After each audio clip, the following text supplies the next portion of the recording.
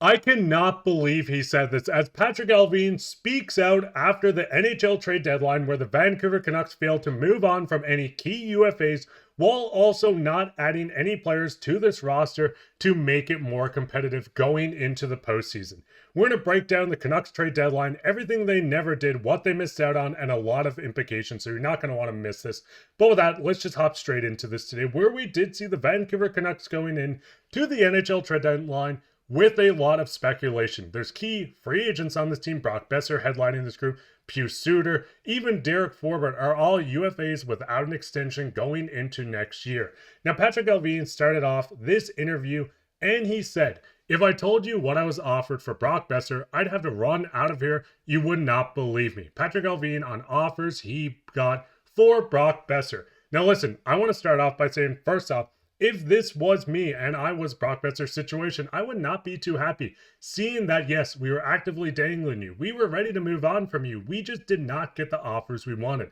This wouldn't sit too well with me as a player wanting to stay with the franchise. And before we even get into this further, I love Brock Boeser. I think Brock Boeser is a perfect fit on this team. Yes, the contract might be a little bit, but the biggest thing is Brock Boeser has been a Canuck his entire career, and I hope he does end up being a Canuck. But this walks him straight into free agency as a UFA. Now, looking at this, and the biggest thing is, he said there was not a lot of offers, and I don't truly believe that. Not to pick on anyone in particular, but Anthony Beauvillier of the Pittsburgh Penguins. I want to choose this as it's a winger, former Canuck, just like to bring him up. The Penguins trade Anthony Beauvillier to the Capitals in exchange for a 2025 second round pick. Now, yes, you need to add a little bit on the Capitals side as this is a rival team, but how does Anthony Beauvillier fetch a second round pick but not a first for Brock Boeser, which it does seem like Allvin pretty much stated? Listen, Beauvillier was good on the Canucks. I like Beauvillier as a player, but 20 points in 63 games for a UFA at the end of the season, former first-round pick, for a second-round pick. And looking at Brock Boeser, someone that scored 40 goals last year, on pace to score about 30-something goals. Once again this year, the plus-minus doesn't matter. This Canucks team has sucked a little bit this year, but Brock Boeser is a hell of a player that a lot of teams around the National Hockey League would love to have. Yes, he is a UFA at the end of the year. Yes, the Canucks do not have an extension sign on Brock Boeser yet. From Rick Dhaliwal, he said nothing on Boeser today, and an extension this morning was not close. So Patrik Allvin goes in with his most valuable asset in a seller's market where we've seen some middle six wingers moved for as high as second round picks. We've seen Mikko Rantanen traded for the second time this year. Brad Marchand moved on from the Boston Bruins. There was a lot of trades today. There was a lot of picks, a lot of prospects being moved around, but Patrik Allvin did not move on from a UFA that could ultimately walk in free agency. And as I said, I'd love for Brock to extend. I'd love for Brock to stay on this team, but not having an extension after the deadline on a team that's already struggling. And with him coming out and having this quote, I don't think this is sitting too well. Ask the Boston Bruins how they felt not giving up any assets for Lindholm or Zadorov. And listen, I know both players are not playing great on the Bruins. They're actually currently selling, but you still give up nothing to get something the Canucks give up a lot for. Listen, the Canucks didn't give up anything for Brock Boeser. At the worst, you use him as a rental. But with this market, I think the Canucks could have gouged the team for at least a first-round pick, a prospect. And I love the fact that they're standing pat on what they think he's worth. They didn't want to sell him short of what he's worth. But the biggest thing is an extension would have made this sit a lot better. And there could be an extension coming out as I'm recording this. But right now, I did not love the way this was handled. Now, Patrik Allvin goes into, once again, the biggest reason I felt we didn't do any moves here today is that there was not a whole lot of market return for players, unfortunately. Once again, if you swing back to the market return, there was a lot of return on a lot of players. This is a Canucks team that, yes, they want to make it into the playoffs. They want to be a playoff team. They want to at least submerge in the first round of the playoffs. But this is a team with key UFAs. Puis, Suter, whose name has been floated around for weeks on the trade block. Forbort is a guy that a lot of people were looking at to maybe be moved, and there's a lot of market for the defenseman. We could have seen a third, a second. We've seen Jake Wallman, who's not notoriously known for playing defense as a defenseman, go into the Edmonton Oilers for a first-round pick and a younger piece in an AHL player.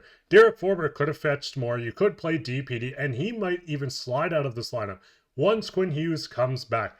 Now looking at even more of these players, we know Boeser, Suter, and Forbort are the UFAs on this team. A lot of other players are UFAs after next season, so they do have 2 years. But this is a Canucks team that was in the midst of saying, hey, maybe we'll sell or maybe we'll buy. They trade Carson Soucy yesterday evening, but continue on to do absolutely nothing with this team. Patrik Allvin does continue on to say, I didn't want to give up some of our younger players the most of the teams were asking for. And listen, I respect this completely. I think the Canucks have a lot of good prospects on this team, and not even on this team. Minio looked good during the World Juniors, and even looking at the team itself, you have young guys. Hedl is still young, only 25 years old, recently acquired by the New York Rangers. Yes, the Canucks made trades this year, but still, this deadline has felt like a disappointment. Mancini, Elias Pettersson, DPD. These guys are all young pieces that teams are coming after. This is not including Jonathan Lekkerimäki, Tom Willander. There's a lot of prospects, and yes, I love the fact that we kept them. This is the future of the team, and they're going to be big parts.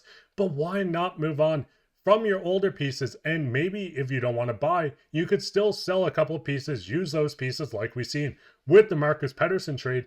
Maybe they could have done this to add more to this Canucks roster. I mean, looking at some of the contracts on this team, we've seen that Elias Pettersson was once again on the block as of yesterday. We've seen him dangle to a few teams, but it seems like nothing was imminent. With that, Brock Boeser, UFA, Puis Suter, UFA. There's a lot of guys on this roster that I really do enjoy, but could have been moved on from Dereck forward. That would have opened up room, so maybe DPD could stay in the lineup, Victor Mancini.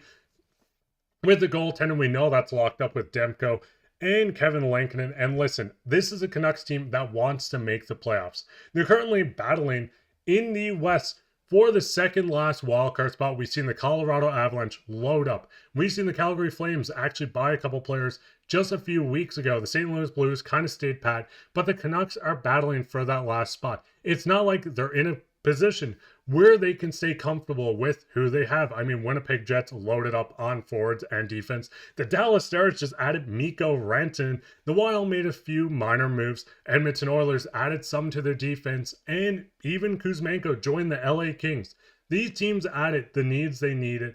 The Canucks kind of stood pat, but overall, it kind of feels like a disaster. And listen, we could look at this in the next couple of days. Brock Boeser gets extended. We get a lot more insight, but just more of a fan's reaction coming from someone that sat through the entire trade deadline, waiting for the Canucks, seeing the rumors, the reports flying around.